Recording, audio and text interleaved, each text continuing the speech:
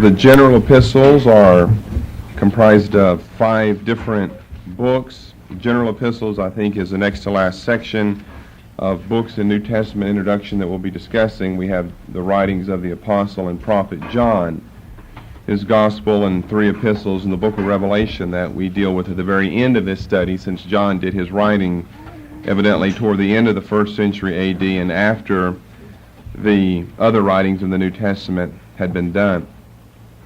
They're called general epistles. They've been called that for a couple of hundred years because of the general audience involved. Paul wrote Romans to one locale, Rome, and he wrote Thessalonians to one locale, Thessalonica. But in the general epistles, if you notice, like 1 Peter chapter 1 and verse 1, Peter writes to the strangers that are scattered throughout Pontus, Galatia, Cappadocia, Asia, and Bithynia. That's a whole host of different Christians and different churches there. 1 Peter 1:1. And the other epistles that are general, like James, well, he talks about the 12 tribes scattered abroad, to the 12 tribes scattered abroad greeting, James 1:1. The other general epistles, I think, will manifest this either in some direct way, like 1 Peter 1:1, James 1:1, or in simply the tone of the book. Like the book of Jude, we don't have Jude saying that he's writing to a group or a church or an assembly in one particular place. There's just no reference to that. So the general epistles are 5. They are Hebrews, James, 1st and 2nd Peter, and Jude. We're going to be looking at them in that order. Hebrews, James, 1st and 2nd Peter, and Jude. Now, the first epistle of John is also a general epistle in the sense that we don't have any direct reference to one particular audience that 1 John is addressed to. However, 2nd and 3rd John certainly aren't general. They are written to a very specific person or group of people, like Gaius. 3rd John addresses Gaius, and 2nd John addresses the elect lady. Whatever that means, we'll try to see whenever we get there. The reason we don't throw 1 John over here in the general epistles and study is because it just fits with all of John's writings. So even though it's general in one real sense, we're going to keep it over there with the writings of John. And the reason that we have Hebrews stuck over here rather than back with the epistles of Paul, see, we discussed all of Paul's epistles together. The reason that we have Hebrews stuck here is not only because it is general. Of all of Paul's epistles, we don't have any general epistles. Romans, Corinthians, Timothy, Titus, Ephesians, Philippians, they're all rather specific.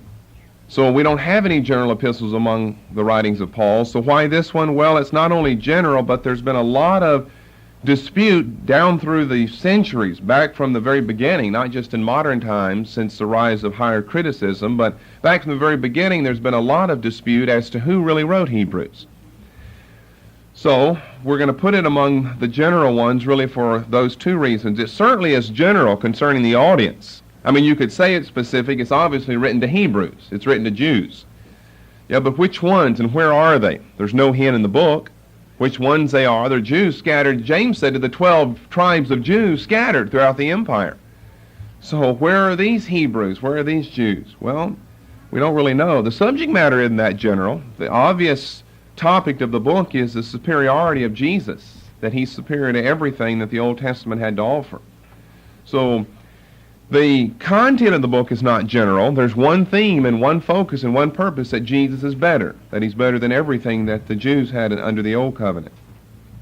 But who are the Jews to which this better book is being written about, the better Jesus? Well, we don't know who they are, where they are. So it's a general audience in that regard, and the book has certainly been disputed. And that's what I want to start on this morning, Hebrews and its authorship. Who wrote Hebrews? It's the most basic consideration in an introductory study of Hebrews. Now, you wouldn't have to know this to get blessed by Hebrews. You wouldn't have to know who wrote it or some of the arguments for one person versus another person. You wouldn't have to know that at all to get blessed by Hebrews.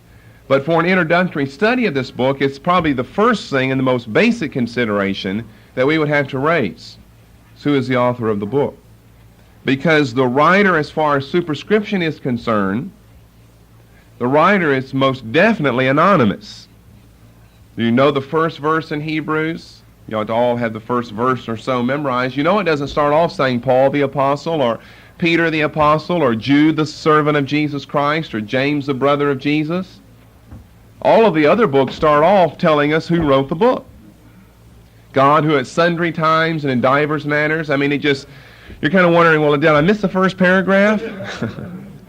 Generally I have who wrote it and to whom it was written, and did I miss something here? I mean, maybe that's something we ought to start dealing with. Do we know of some other manuscripts that give us a fuller text? No. We don't know of any. There aren't any.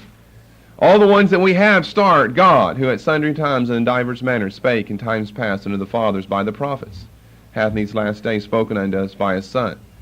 It seems as though you've missed the first paragraph because there's no reference. So I said that by superscription, I didn't say the book is anonymous because you could write a book or write a letter and leave your name out and yet give us your address and your telephone number and your shoe size and characteristics about you, and we wouldn't say the book's anonymous. We know who wrote it, you, because all the material fits you. I said by superscription the book is most definitely anonymous, and that makes it an anomaly. It makes it a little unusual as far as New Testament books are concerned, or let's say the epistles, because we also know that the Gospels don't give us who wrote the book. We have to rely on some church history and church tradition and other things. Like John, his book seems to be rather easy to peg the writer of that, just because of all the obvious things. He does make references to himself there, but Matthew and Mark and Luke, you say, well, I know how we know that Luke wrote Luke, because we know that Luke wrote Acts, and that's the second part of, well, how do you know he wrote Acts, though? Well, I know that because he wrote Luke, and Luke was addressed to, well, you see, you're reasoning in a circle then. So you go back to church history, and that seems to be reliable. And, of course, that also doesn't really matter. But this was important to the early church, though. If you remember back in a long time ago when we taught canonicity in biblical literature, one of the tests for the early church for something to gain entrance into the canon was apostolicity. That was one of the basic tests, was apostolicity. Was it written by an apostle? And in order to answer that question, you have to kind of know who it was written by. And then you can find out, you can ask the question, now, was he an apostle? If you don't know who it was written by, there's no way you can find out whether or not it was written by an apostle. So it was a really important question for the early church, or for first few centuries, was the issue of apostolicity. And it certainly becomes an issue here as well. So here's a little of the history and the background of the discussion of the authorship of the book of Hebrews. You probably heard, Hebrews quoted by some people as being by Paul and others not by Paul, and some people don't know. And, well, to be sure, there is a little confusion, and there's good reason for that. But here's some of the history. The Eastern Church. Now, do you know what we mean by... Now, I don't mean like in the 1500s. I mean back in 3rd, 4th century. The Eastern Church is a church in Palestine or in Syria or in Eastern Turkey or in Egypt. All right, and the Western Church is over in Italy, basically in Rome, or in North Africa. The Eastern Church, which means Egypt and Syria and Palestine, the Eastern Church accepted the epistle very early, earlier than the Western Church, and basically on this assumption that Paul was the author of it. The West, because they didn't really know who the author was a little more reluctant to accept it. And you'll find some of this information back in our biblical literature studies of canonicity, that the Eastern Church accepted it much earlier than the Western Church based on the assumption that Paul was the author. So they gave him a good reason to accept it. If you've got a book, it's not a lost book like 1st or 3rd Corinthians or Laodiceans. If you have a book by the Apostle Paul, you'd want to keep it in the Bible then, or put it in the Bible, or however, whatever phraseology you want to use. But the Western Church was real concerned about who wrote this book before they're going to accept it. And since they didn't know or didn't believe that Paul was the author, as a matter of fact, some of the early theologians of the Western Church, like Tertullian and Clement of Rome, some of the early theologians didn't believe that Paul wrote the book. So if you don't believe Paul wrote the book and you don't know who did, then you're a little reluctant to accept it, to say the least. So it wasn't until the times of Jerome and Augustine, or time, singular, they lived during the same period of time, They overlapped. One was a little earlier than the other. But it wasn't until the time of Jerome and Augustine. Now, those are Western church fathers. Well, Jerome ended up living in Bethlehem, but he's often spoken of as from the West since he was from the West. That the West accepted it. And they accepted it on the same basis as did the Eastern church, that Paul was the author of it, that the Apostle Paul was the author of it. Well, Jerome and Augustine, that's 4th century A.D., before the West in some formal way fully accepts the authenticity, canonicity, and apostolicity of the book of Hebrews. So you say, well, if Paul didn't write it, or some people thought that Paul didn't write it, or thought that he might not have written it, well, who did write it? Well, let me give you down through history from early times, 2nd century, right up into the 20th century. Through time, various men and theologians have held to different authors as penning this book. I'll just give you some of the examples. For instance, Tertullian, early Western church writer, he did not believe that the Apostle Paul wrote the book. He felt that it was written by Barnabas. Tertullian, we don't have any books by Barnabas in the Bible, so we'd like to give him one of our extra ones. So Tertullian believed that Barnabas wrote the book. Eusebius, now he's Eastern, and Athanasius, he's Eastern, and Origen, he's Eastern. He's from Egypt. They believed all that Paul wrote it. Now those are early writers there. Well, especially Origen. Origen comes before the others. Eusebius is up in the 4th century, and Athanasius in the 4th century, and Origen's in the 3rd century. So Origen and Eusebius and Athanasius all felt that Paul wrote it. Those names familiar to most of you? In the third place, I'm just giving you some of the views of different writers. Luther, Martin Luther, he denied Pauline authorship. And A.T. Robertson, who wrote a Harmony of the Gospels and was a well-known Greek scholar, they believed that it was written by the man Apollos, because the book is very elegant in style. You know how stylistic the book of Hebrews is. It's anything but rough. And Apollos was a powerful, eloquent speaker. We read in Acts chapter 18. Calvin had his own theory. Calvin, as well as the 19th century German scholar, conservative, Delitzsch, D-E-L-I-T-Z-S-C-H, Keil and Delitzsch wrote an Old Testament commentary set. But Calvin and Delitzsch felt that it was written by Luke. Now I find that a little interesting because Luke was the only Gentile writer in not only the New Testament but the whole Bible, and to have him writing such an eloquent book to the Hebrews, I don't know how Calvin came up with that. But Calvin felt that Luke, you'd pick someone like a Barnabas or an Apollos, someone who was a Jew, who would write to the Jews. William Ramsey, we know him from theories of Paul's thorn, ophthalmia and malaria, fever, and all this. Ramsey held that Philip the evangelist. This sounds like a lot of guessing to me now, because you don't have any in the book that would indicate Philip. It's just that Philip was somebody in the Bible, and we don't give any of our books to him, so let's loan him one of our extra ones here. Barnabas is the same. Apollos wouldn't be the same because he was an eloquent speaker, so you could say the book is eloquent. But Philip, I don't know what Philip would have to do, how you'd come up with him. Adolf Harnack, who was a liberal church historian, German church historian, felt that it was written by a team. A husband and wife team. I'll let you guess what that husband and wife team was. We'll be talking about them or the daughters of her, Priscilla, in our next study this morning.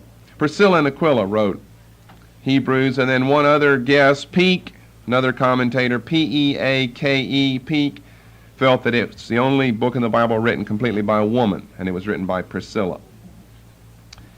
And other people have guessed Silas, because, he traveled with Paul, and he didn't have any books. So Silas wrote it, and, Clement of Rome didn't feel that Paul wrote it, and some people later in history felt they knew why Clement of Rome felt that Paul didn't write it, because Clement of Rome wrote it.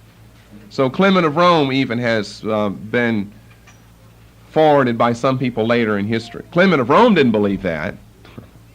He just didn't believe it was written by Paul. He wasn't for sure who wrote it, but he didn't believe that. But somebody else believed that since he didn't believe that, he must have thought that he wrote it himself. Well, he probably would have told us if he did, and he didn't. So you see, not very many people hold to the Apostle Paul. That's from early times with Tertullian and, back in the very beginning, the Western Church anyway, right on up until modern times, the 20th century, 19th with Harnack and the 20th with Peake, and a whole lot of other people. I mean, there's just a whole lot. Paul's name only pops up there one time. And look at all these other suggestions here, from Barnabas and Silas to Priscilla, Aquila, and Clement of Rome. So why do so many people believe that Paul didn't write it, and they're putting so many other people's names into the hat as possible authors of the book? Well, there are certain arguments that people have developed against Pauline authorship. So let's start looking at those then, arguments against Pauline authorship.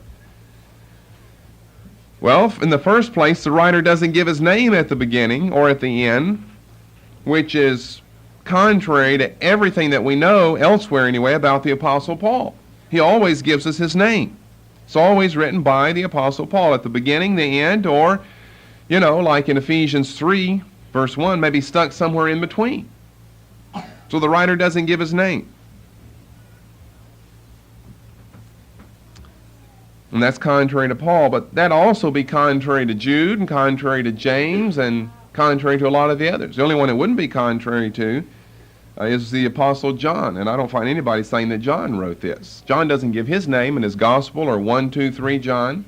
He does in Revelation, but he doesn't in his epistles, though. We're talking about epistles now. So it's contrary to everything we know about Paul. Well, it's contrary to everything we know about Paul unless Paul wrote Hebrews. Then it's not contrary to everything we know about Paul. It's just contrary to some other Pauline books, maybe the majority of them. But we would have to, first of all, prove that this wasn't written by Paul. Then we could say, now, see, that's contrary to Paul, so that's one of the ways we would know that it's not. You see, these have to be contributing arguments. None of these would prove everything by itself. So I understand that. I'm not trying to make all the arguments stand on all four legs, or each of them stand on all four. Another argument against Pauline authorship, we have, they tell us, the lack of personal mentionings of names and Pauline experiences. I mean, you don't have names in this book like Carpus and Demas and, all these names that Paul always talks about, Tychicus and Epaphras, and we have we're told, a complete lack of personal mentionings of names or Pauline experiences. He's not telling us about escaping over a wall in a basket. He's not telling us about his friend Epaphroditus, how he got sick, or how he left Trophimus at some place weak or ill or sick or beaten or persecuted or something. You just don't have any personal references in the book, we're told. No names and no Pauline experiences. And they say that's contrary to the Apostle Paul. Well, yeah, unless Hebrews is by Paul. Then it's not contrary to the Apostle Paul. In the third place, the book in its Old Testament quotations makes exclusive use of the Septuagint, the LXX. That's the Greek translation of the Old Testament. It makes exclusive use of the Septuagint in quoting from the Old Testament.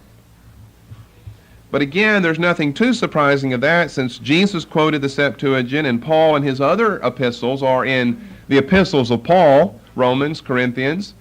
He quotes from the Septuagint. The Septuagint was just the quoting of it was just a common thing to do. You see, but the argument is, but if Paul is a Jew and Paul is writing to Jews, then there's no need to quote from a Greek version of the Bible, since they're all Jews and they can all speak Hebrew. But you see, there's a fatal flaw in that argument, because not all Jews in the empire can speak Hebrew any longer. Paul certainly can, but not all Jews can, though. So it makes sense, even if you're writing to Jewish people, to quote from a Greek book, because they can't read the Hebrew Old Testament. They're not familiar with the Hebrew Old Testament anymore.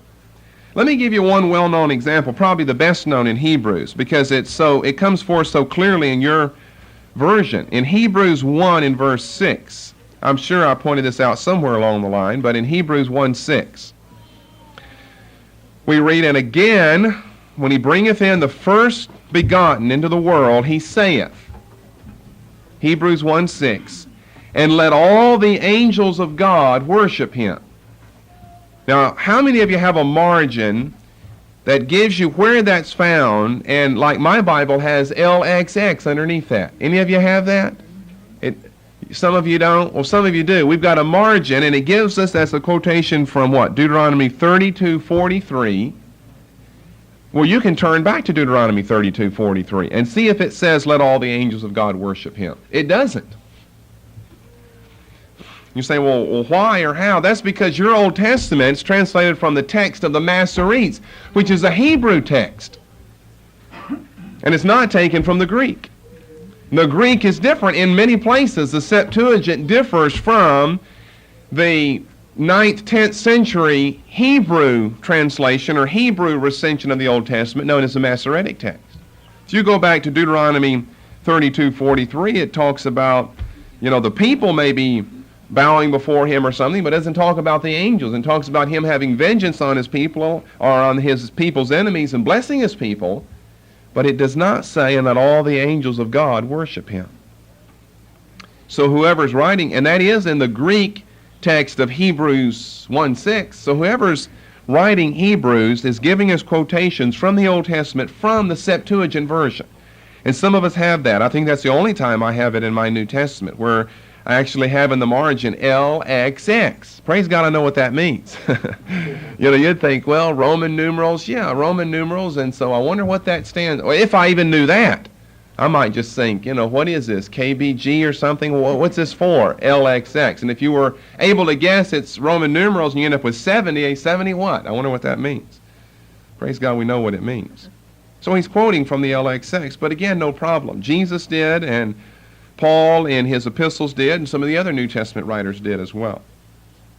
In the fourth place, arguments against Pauline authorship, Hebrews has a distinct vocabulary.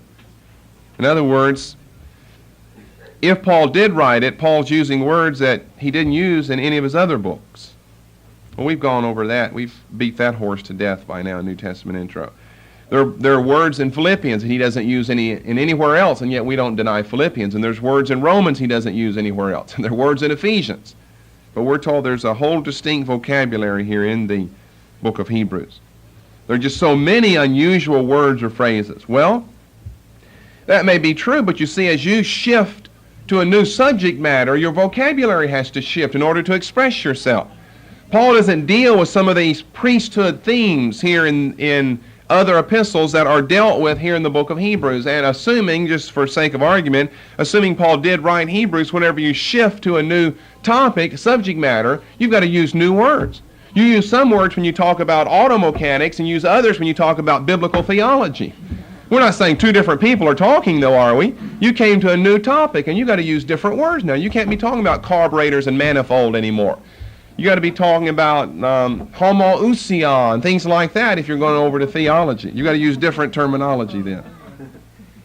The fifth place, the style, we're told, is too polished with its rhetoric for the Apostle Paul. I mean, he told us himself that he speaks, well, his enemies reported this of him, and he didn't deny it. He speaks in plain speech, plain language. And this is a very polished book with a lot of rhetoric in it.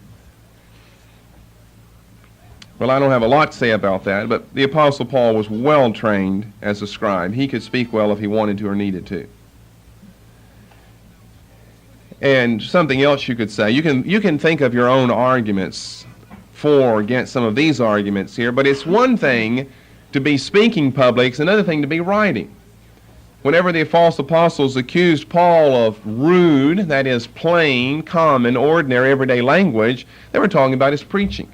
You read some of Paul's books, whether it's Romans or 1 Corinthians or Ephesians, he can get rather elevated every now and then whenever he wants to, whenever he has a need to. Some people can write more eloquently they can speak, and some people, I guess the reverse would be true. And some of us don't do it either way. Then in the sixth place, we've got the doubt of the early church fathers, especially the Western church, which Protestantism is based upon. You see, there is still an Eastern church today, but the Western church is either the Roman Catholic Church or the Protestant world. It's not your Eastern Orthodox people over in Turkey or Greece or something. So the doubt of the early church fathers, they say, is something that is telling against Pauline authorship, especially the Western church. The doubt of the early church fathers. Well, they didn't know. Things were obscured and it wasn't in the book, and for whatever reason, some over in the West didn't know. They just didn't know who wrote it, and they began guessing different things. So I don't know if we need to put a whole lot of belief in the doubt of the early church fathers. As a matter of fact, there's some things that we ought to doubt about the early church fathers, like some of their beliefs about purgatory or Mariolatry. Talking about their doubt, we ought to doubt them on a few occasions anyway. I doubt Jerome and Augustine on a whole lot of things. You know, Jerome was a celibate. Well, that's a doctrine of a demon. And yet he knew who wrote 1 Timothy 4, and that didn't seem to bother him. That's a doctrine of a demon, celibacy. Well, for those reasons. Then another argument is the stress of the high priesthood of Jesus Christ is non-Pauline, we're told. Well, again, it's non-Pauline unless Paul wrote Hebrews, then it's Pauline. You see what I'm saying by those continual references? They've already made up their mind Paul didn't write Hebrews. And so then they go to all that they know that Paul wrote, and they don't find the stress on Christ's high priesthood. So they say that's non-Pauline.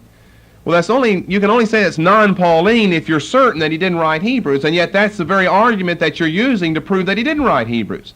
So you're already granting the argument before you've proven or demonstrated the argument, and then you're building a case on that. Well, that's illegitimate. You can't do things like that. Well, people can. They do it all the time. We hear people doing that all the time. You know, they're trying to prove something by an argument, but they grant the argument before they've demonstrated the argument. Well, you can't prove anything on that basis then. And we certainly know that the book of Hebrews stresses the high priesthood of Christ over and over and over, stressing his high priesthood, his ministry in the heavenlies on behalf of the believer. And that, to be sure, is not emphasized in 1 Corinthians or in Ephesians or in Philippians or whatever. It is in Romans 8, though. We know who wrote Romans 8.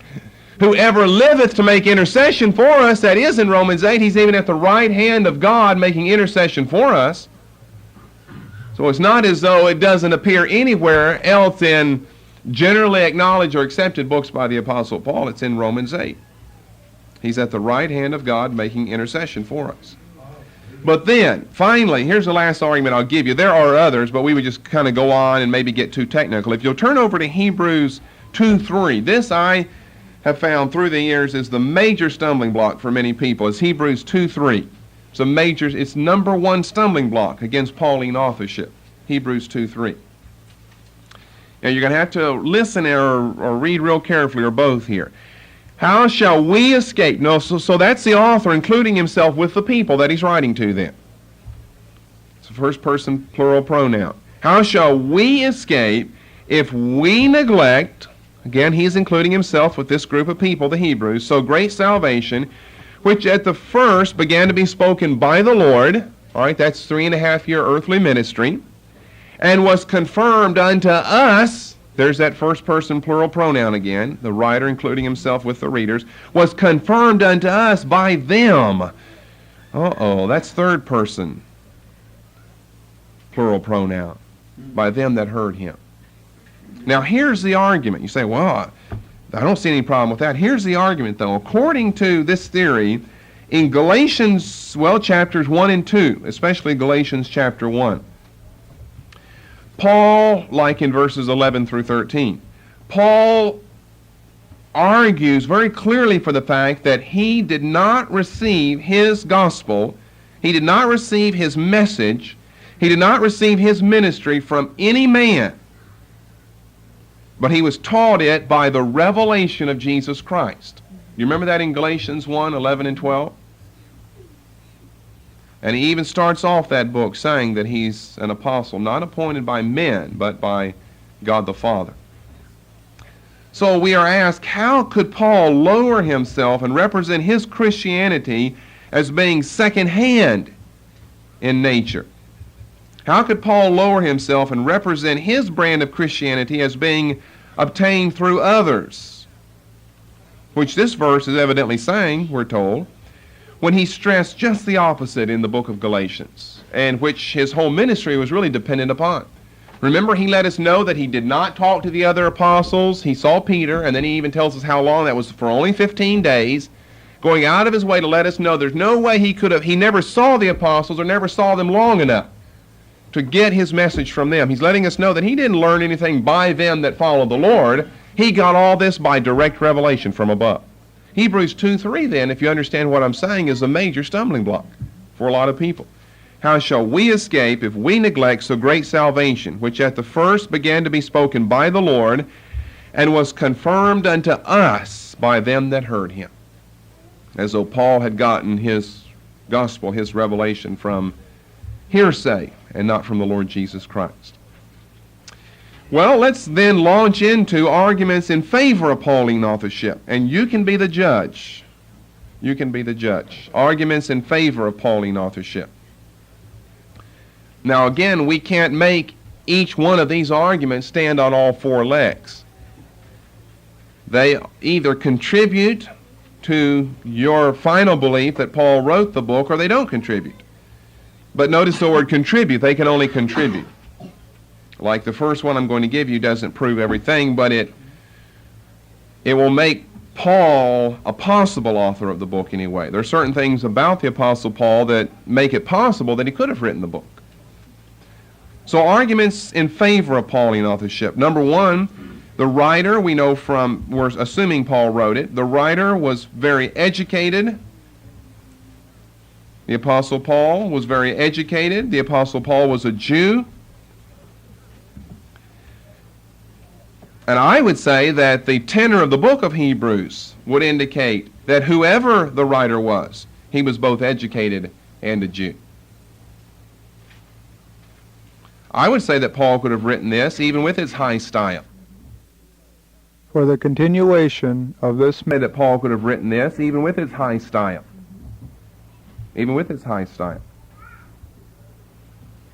Paul was an educated man. Whoever wrote this book is very educated. He's very trained, and he certainly, I would say he's a Jew. I wouldn't follow Daylichter Calvin as suggesting that Luke wrote it, because that just doesn't fit at all here, Luke having written this, when Luke's a Gentile, the only Gentile author of a book in the Bible. The second place, the Apostle Paul certainly had the necessary grounding in the Old Testament. If anybody did, Paul did, to be talking about Melchizedek and Aaron and the tabernacle and sacrifice like he does, the divisions in the tabernacle, the holy place, the holiest of all. He certainly had thorough knowledge of the Old Testament. When you get into Hebrews chapter 11, you see that whoever wrote this book had a thorough knowledge of the Old Testament. He's able just to evidently go by memory right down the line of all these Old Testament men and women, just all types of Old Testament figures. And one after another, he can in a capsule sum up their whole life and their whole story. Whoever's writing this is very conversant in the Old Testament. Now, we would hope that Barnabas was that conversant, and Apollos was, and Aquila and Priscilla. We would hope that they would know the Old Testament too. But we don't have any proof that any of them were trained as scribes, though, in the Old Testament, as was the Apostle Paul. He was highly qualified and competent to be a commentator on the Old Testament. And that's a lot of what Hebrews is. It's a commentary on the Old Testament and the book of Leviticus maybe in particular, and so forth. The third place, the Council of Carthage in 397 received it. That's a little late. It's a Western council, but it received it into the canon as being written by the Apostle Paul. The Council of Carthage, C-A-R-T-H-A-G-E.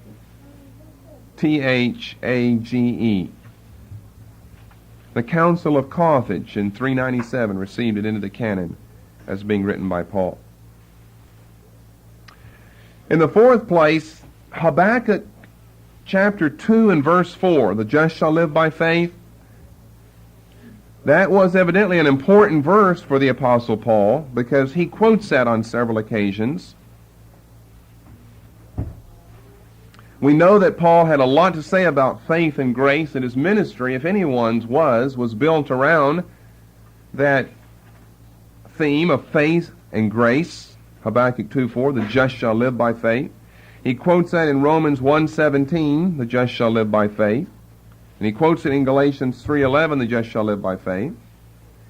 And that verse is quoted also in Hebrews 10:38. Hebrews 10:38, the just shall live by faith. So again, that's just a contributing factor. We can't say that Paul's the only one who quotes that verse in the New Testament, because that would be assuming that he wrote Hebrews, which is what we're trying to prove by saying that he quotes Habakkuk 2:4. But he quotes Habakkuk 2:4 on two other occasions, Romans 1 and Galatians 3. And perhaps he's the one who's quoting it in Hebrews 10. I'm not only just saying, well, we got three times it's quoted and probably it was by one man. What I'm trying to say is that Habakkuk 2:4 was an important verse in the Apostle Paul's theology, and it can be seen, well, in several regards. Number one, we just know the general tenor of his grace and faith teaching. And number two, the big doctrinal book of the Apostle Paul's is Romans. That's where he sets forth all of these major doctrines in a systematic way. And how does he start that book once he gets past the introduction, the first 16 or 15 or so verses, right in the very beginning? Now the just shall live by faith, Romans 1:17. And then the whole book goes on to demonstrate that. So it wasn't some side text or side passage for the Apostle Paul. It occupied a very central part in Paul's theology. So I would understand Paul if he wants to quote it again over here in the book of Hebrews, and especially in view of the fact that he's writing to Hebrews who are tempted to fall back into works. How prone Paul would then be to quote, and how appropriate it would be to quote Habakkuk 2:4, the just don't live by works, but they live by faith, or they are justified by their faith and not by works. The fifth place, you have to weigh them in the balance. You look honestly at the arguments against Pauline authorship, and then you look at all these arguments in favor of it, and you weigh them in the balance, and you make your own mind up. I couldn't force you to believe one way or the other. Book doesn't say by superscription it's by Paul. If it said that, then you're bound to believe it's written by Paul. It doesn't say it's written by Paul in the superscription. So you have to weigh the arguments in the balance and make up your own mind. The fifth place, the theology of the book of Hebrews is not contrary to anything that Paul believed or that Paul could have written or expressed. Certainly there are maybe some new emphases here in Hebrews, assuming that it's written by Paul, that aren't found anywhere else. But again, so what? There are emphases in Philippians that are just not stressed in other books. Various books are different. The needs are different. The people are different. There's nothing that's contrary to Paul's theology in these books. Say, well, Paul never mentions Melchizedek anywhere else. Well, neither does any other New Testament writer mention Melchizedek. So what have you proven by that? Barnabas never preached about him or talked about him according to what we have recorded. Aquila and Priscilla never talked about him. The only one who's alluding to passages like that is the Lord Jesus when he's talking about Psalm 110 in verse 1. Lord said unto my Lord, sit thou on my right hand, because verse 4 of Psalm 110 said, I've made thee a priest forever after the order of Melchizedek. So the only one who's coming close to Melchizedek theology is Jesus himself, as well as whoever's writing Hebrews. And again, we're told that it stresses, the high priesthood of Jesus, and that's not found elsewhere. Well, I just contradicted that. It's found in Romans 8. High priesthood of Jesus is found there. That is, his heavenly high priesthood is found in Romans 8. And we know who wrote that. The knowledge that the writer has of the Old Testament's theology concerning sin and redemption and sacrifice is clearly taught by the Apostle Paul. Maybe not in this developed, polished style, but it's clearly taught in the book of Romans, like in Romans chapters 3 and 4 and 5. All right, another argument in favor of Pauline authorship. Sorry that we're having to take so long on this, but we really have to. It's the most basic consideration for an introductory study of this book. The author was a second-generation believer, according to Hebrews 2:3. I mean, they use 2:3 in one direction. It does help to know Hebrews 2:3. Because it does say something about the author. As soon as you get these personal pronouns of we, and they're contrasted with that personal pronoun of them, then something is being communicated to us here. Look again at Hebrews 2:3 and see if this could not have been said by the Apostle Paul. How shall we escape if we neglect so great salvation, which at the first, he's going to give you an outline of how this gospel, this message of so great salvation was proclaimed, which at the first began to be spoken by the Lord. He would know that from conversations with others. And was confirmed unto us by them that heard him with these supernatural signs in verse 4. So you've got the Lord, that's the first, and then you've got those that heard him. Them that heard him. That's first generation. Well, that would be Peter and James and John, and we know that Paul wasn't saved back in those days. He was a we and they were thems. Whenever you read the narrative in Acts, he wasn't saved until way over in Acts 9. He saw these signs and wonders being performed. I mean, he was right at Jerusalem. He saw all those signs. He's not saying here that they were confirmed to him whenever he was in his saved state or something. He's looking back on a lost state here. He was a part of the council at Jerusalem. He heard of those miracles of Peter and James and John, that they worked on that man in Acts 3 and that Peter worked in Acts 5. Paul, as Saul, was aware of all of that. He didn't hear or follow the Lord Jesus in his earthly ministry. Hebrews 2:3 just happens to fit the Apostle Paul perfectly. Amen. As a second generation believer. I mean, he wasn't the first one there. He wasn't back whenever the Lord was on the earth following him in his ministry. And he saw those signs and miracles and gifts of the Holy Spirit and so forth. He saw that, or he knew of them being demonstrated by those that heard him, that is the Lord, by those that heard him. I think Hebrews 2:3 fits the Apostle Paul perfectly then. Then in the next place, over in chapter 10 and verse 34, here's another contributing factor. The writer had been recently imprisoned, or had been, let's say, imprisoned in the past. He doesn't say how recently, but in the past he had been imprisoned. Well, that might fit others, but we know that it fits Paul. Hebrews 10 and 34. For ye had compassion of me in my bonds. And that happens to be the same term that is found in Paul's epistles everywhere during his periods of captivity, my bonds. Ye had compassion or sympathy of me in my bonds. So the writer had been imprisoned somewhere in the past. Obviously, he's not in prison now. He's looking in past tense here. Now, we're adding up. They're going to get a little more important as we round out here arguments in favor of Pauline authorship. In the 8th place, I believe, he spoke of Timothy as our brother. Now, wait a minute. I thought that someone told us that it doesn't make any references to names or, well, we don't have very many, but we have a couple of names and places over in chapter 13 at the very end. In chapter 13 and verse 23, he spoke of Timothy as a brother, and he spoke of Timothy as having been recently imprisoned, and now he's been set free. We don't know any of the details or background of that. We don't find it in Acts, and we wouldn't be looking for that. There, we don't find it in the pastorals, though. But we don't have everything that happened even there. Look at Hebrews 13:23. Now, who do you think this would be writing this? I mean, who was closest to Timothy, or who was Paul closest to but Timothy? Philippians 2, he said, I have no man who is like-minded as Timothy is. All men seek their own things and not those things which be Jesus Christ. He said, I have no man who will care for your state as Timothy will. Know ye, Hebrews 13:23, know ye that our brother Timothy, we do have one personal name here, and it's a rather telling name. Know ye that our brother Timothy is set at liberty, with whom, if he come shortly, the writer doesn't know if he will, but if he does, I will see you. In other words, the writer of Hebrews plans to travel with Timothy, if Timothy does come shortly, travel with Timothy to wherever these Hebrew Christians are. So Hebrews 13:23 spoke of Timothy as a brother. Hebrews 13:24, it was written from somewhere in Italy, evidently Rome. That'd be the most obvious and likely place.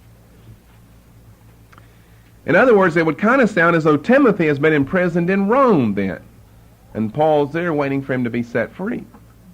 Salute all them that have the rule over you, and all the saints. Look at the end of verse 24. They of Italy salute you. Well, you know, Paul is, or whoever, is obviously sending greetings of those people around him. So he must be there in Italy then. I mean, these things are very clear and easy to prove. He spoke of Timothy as a brother, This writer had been in prison in the past. That fits the Apostle Paul. It was written from Rome, I would say, or from Italy. Well, you couldn't prove Rome, but where would you be in prison, though? Where had Timothy been in prison? Well, probably in Rome. You even have in your little subscript at the end of the book, written to the Hebrews from Italy by Timothy. Well, again, meaning that Timothy may carry the book, which is not necessarily true, because whoever is writing plans to come with Timothy whenever he comes. The letter would have to be sent earlier. And then I want to end, I could go on, there are some other arguments, but I want to end with one final argument for Pauline authorship. And you see, at the end of the day, you just have to weigh things in your own mind, because people look at that and say, well, Timothy was a brother of other Christian writers too, though. And so that doesn't prove anything. Or, well, now wait a minute, if Timothy is in prison, or has recently been in prison, he's now set at liberty, and is probably in Rome, that'd be the place in Italy in verse 24, and we're going to date the book, as you'll see here in a moment, when we date it, and that puts it during that period of captivity epistles, and so how do we end up with Timothy back there? Well, I don't have all that chronology or itinerary, because we don't have that in the New Testament. But if you're going to deny that Pauline authorship, then you've got to make all of these facts and details fit in with somebody else in. You've got to make them fit with somebody. So what you've got to do is find out who is the most likely one. The ending in the 10th place, the ending of the book, by ending I mean the last verse, is the characteristic one for all of Paul's other epistles. There are no exceptions to this. And it is not found in any epistle written by another author in the New Testament. Some of these are my own arguments. Some of these I've maybe read in a commentary or something, or you just are familiar with through general readings in New Testament studies. But this is my own because, well, it's just my own. I don't know why it's because. It just is. The ending. I mean, grace be with you all. I just said earlier that we know the Apostle Paul really labors on grace and faith. All the time, grace and faith. And he says, grace be with you all. Now, I'm not going to take the time to do it this morning. I've got plenty of time that we can get into the book here. But you can take my word for it, because I double-checked to make sure Romans ends with that. The grace of Jesus be with you all. 1 Corinthians, 2 Corinthians, Galatians, Ephesians, Philippians, Colossians, 1 Thessalonians, 2 Thessalonians, 1 Timothy, 2 Timothy, Titus, and Philemon. There's no exception to that. You can either look at the end of every book, which will take you about 4 or 5 or 6 minutes to flip through and look at the end of every one of them. You can either look or you can take my word. And then you can either look or take my word here that James, 1 Peter, 2 Peter, 1 John, 2 John, 3 John, and Jude. Those are the other epistles. Not a single one of them ends with that phrase. Now, you do with that as you wish. In other words, you better believe my view or I'm going to hit you over the head. That speaks loudly and clearly to me. Just that one little phrase there at the end, grace be with you all. Grace. The grace of our, sometimes it's expanded in the others, like, the grace of our Lord Jesus Christ be with you all, or the grace of our Lord Jesus be with your spirit, or it may be expanded, but it's always got the word grace up. It always says grace be with you. And the other books, like Peter, will say grow in grace at the end, or in 1 Peter he might say, the peace of Jesus be with you all. Peter says that in 1 Peter. He says grow in grace and the knowledge of our Lord Jesus Christ, the last verse in 2 Peter. And you know how Jude ends, to the only wise God. And John, well, little children, keep yourselves from idols, 1 John 5, the last verse. And I think greet the brethren by name, 3 John. I can't remember all of them, but, I can remember some of them, and you could look them up. And this very particular phrase, grace be with you all, I think is found in 1 and 2 Timothy. I mean, exactly like this, and in Titus. The others may be a little more expanded. But in 1 and 2 Timothy, where it says, grace be with you all. That's the way Hebrews ends, grace be with you all. That's the same in 1 Timothy 6:21, grace be with thee. Well, the thee is plural. It's not a singular. He's not talking just to Timothy, but to the other Christians. So it's grace be with you all. You is singular. You all is second person plural. Grace be with you all is what 1 Timothy 6:21 says. The thee is plural. In 2 Timothy 4:22, grace be with you. Well, it's plural. I don't know why they didn't stick an all on there, because if they don't put an all on there, you think he's talking to Timothy and only Timothy, don't you? Grace be with you, Timothy. The you is plural in the Greek. Grace be with you all. They should have translated it because it's plural. And then in Titus, they do translate it now. Titus 3:15, grace be with you all. It's identical to Hebrews 13:25, grace be with you all. Now, do you have any questions on all those various arguments, for, against, authorship, so forth? You make up your own mind who you think wrote the book, either the Apostle Paul or somebody else. And before I give you an opportunity, someone might ask this, well, and you see, I can't answer the questions, well, why wasn't it done some other way? Like, well, why doesn't Paul start off saying by the Apostle Paul? Well, I don't know that because he didn't tell me that. It'd be a guess to say, well, I would guess this is the reason why. All I know is it didn't start off. I can only speak from the facts that I have, and to go beyond that is just, a guess of mine, a hypothesis. And I kind of have one, but it's not, like a real big, heavy one that I could prove with a lot of things, but my hypothesis would be, and don't quote me on this or think this is gospel truth, I don't really know. There's no way my heart's not confident as to the answer to the question, why does the book begin the way that it does? Just God. Just God. It starts with God. Except that whoever the author is, whether Paul or someone else, and by the way, this wouldn't prove Pauline authorship. It would simply answer the question why whoever wrote it started it the way that they did. I mean, you don't just have to answer that if you believe in Pauline. Well, why didn't Paul start with his name? Why didn't Priscilla start with her name? Why didn't Barnabas start with his name? That's the same question you got to deal with for everybody. That's not something that's particularly against or peculiarly against Pauline authorship. But I might say that the problem with the book is, as we'll see when we get to the purpose here, that the Jewish Hebrew Christians here are being tempted to fall back into Judaism and to follow the ways of Moses. To follow the ways of Moses. And what the writer is trying to do, every chapter is talking about the superiority of Jesus Christ.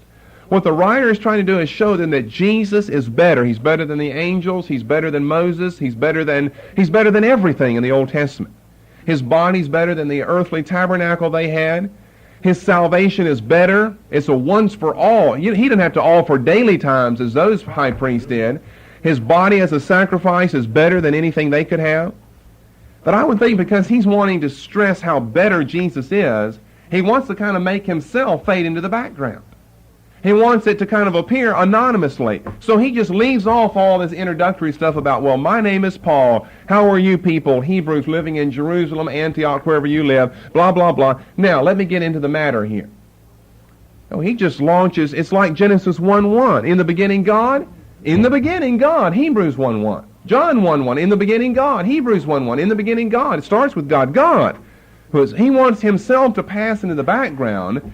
And rather than having them think, now, who is this writing? And let's see, I remember when he said or did such and such, and I'm going to judge the writings on the basis of who he is or what he did or said or didn't do or didn't say. He just wants them to see Jesus, that he's superior throughout the book. So, with me having said that, do you have any questions?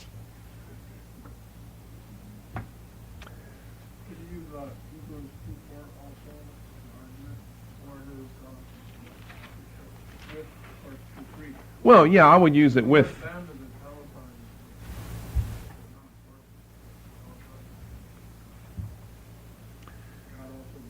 Well, no, not in that sense, but I would use it with verse 3 because verse 3 is not the end of the sentence. You've got to go on down into verse 4 to complete the sentence there. But no, you couldn't build anything on the them since it is italicized. But it doesn't matter. All we need is the obvious reference in verse 3 to the fact that this believer is a second generation. I mean, he came after Pentecost. He came after earthly ministry of Christ. All right, my personal belief is that the Apostle Paul wrote the book. But as someone has said a long time ago, although the authorship of the book is debatable, This is a well-known quote about the book of Hebrews. Although its authorship is debatable, its inspiration is undeniable. And that's what I would stay with. You know, to keep peace at the end of the day, I would be willing to grant somebody that. That although its authorship is debatable, its inspiration is not to be denied. It's obviously an inspired book for all the obvious reasons. We believe it was written by an apostle under the authority of an apostle, and I just believe that it was probably the Apostle Paul. But you know what we say around here, at the end of the day, it doesn't really matter whether Paul wrote the book or not. You're not going to get more blessings or some extra grace in heaven if you believe Paul wrote it and you find out later that he did, versus someone who accepts this as the Word of God, and they don't really know. They're just saying, I don't know who wrote the book. As long as we believe that it's the Word of God, then that's sufficient. Now, we may only have time to deal with one more thing in the book, and that concerns the date of the book of Hebrews. It's impossible to date precisely, just like most of the books in the Bible are. Precisely means by the year. That's impossible. We're going to give you a year so that you've got some working peg to hang other things on. I mean, it wasn't written in the year 4 BC, that's obvious, or AD 219. So we're going to give you a date, but let's see how we work our way to that date, all right? By giving you various things that help us narrow down what I always call, because you just have to, the terminus a quo, terminus a quem. You know it couldn't have been written any earlier than this, but you know that it couldn't have been written any later than this. Well, if we can get an early date for 30 and a late for 80, and then we can get an early date for 40 and a late for 70, you see we're squeezing it down then. So here we go with some proofs toward the date. Number one, it was written after the ministry of the early disciples. That has to be after Pentecost, has to be after the miracles done by the early church. It has to be written after the ministry of the early disciples, according to chapter 2 and verse 3.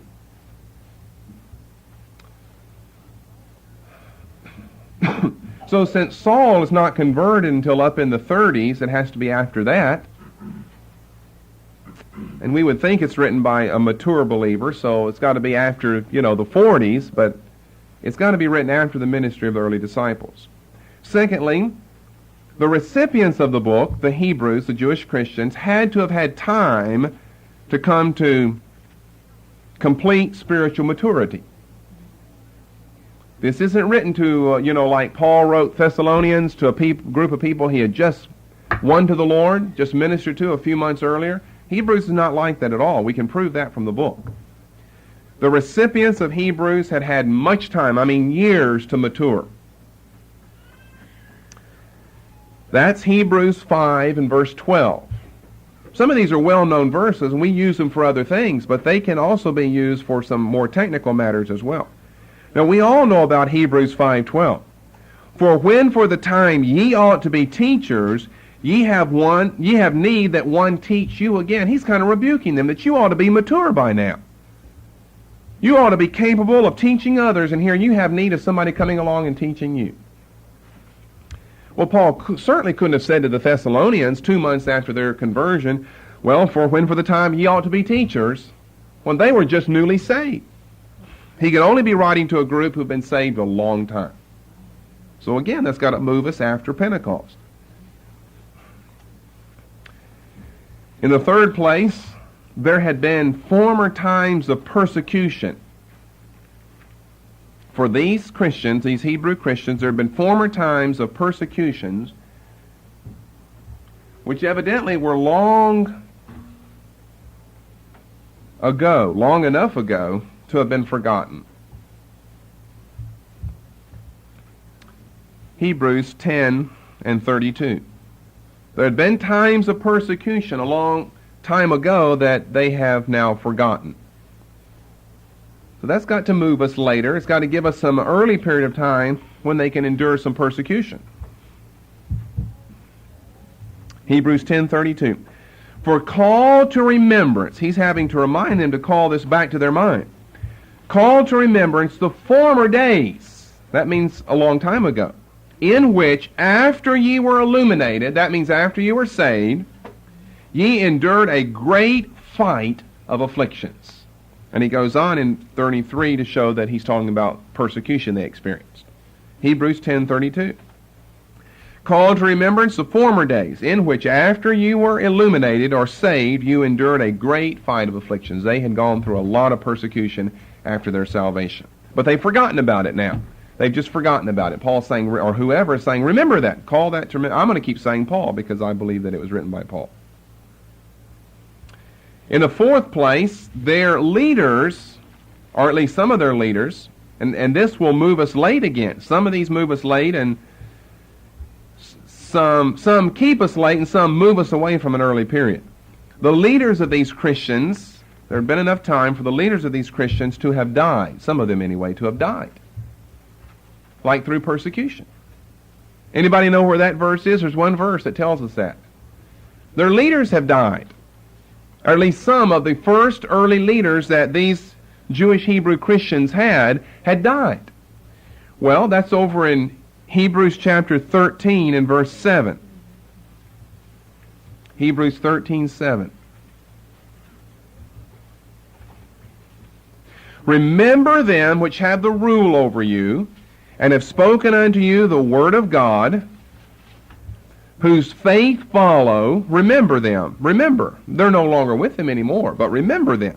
Whose faith follow, considering the end of their... Now, conversation means life in the King James Bible.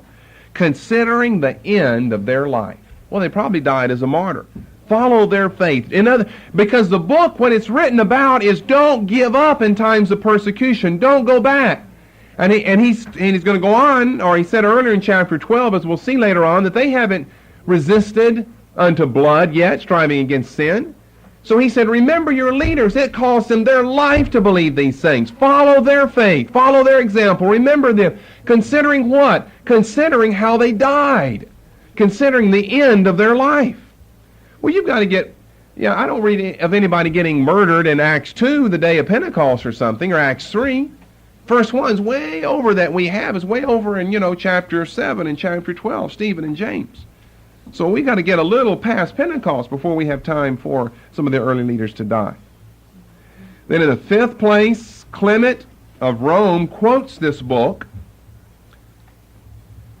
Clement of Rome quotes this book, and Clement's writing in AD 95. So it can't be any later than that. It has to be earlier than AD 95. The sixth place, the idea of persecution is imminent and it's expected soon. There's been earlier persecution years before, you see, and they've forgotten that, Hebrews 10:32. Now, the idea of persecution evidently is imminent, and it's to be expected again. Hebrews 10:32 through 36, with Hebrews 12:1-4. So they're going to receive some persecution. It's right around the corner. And along with this, the temple evidently is still standing. So, conclusion this morning, we dated around AD 65.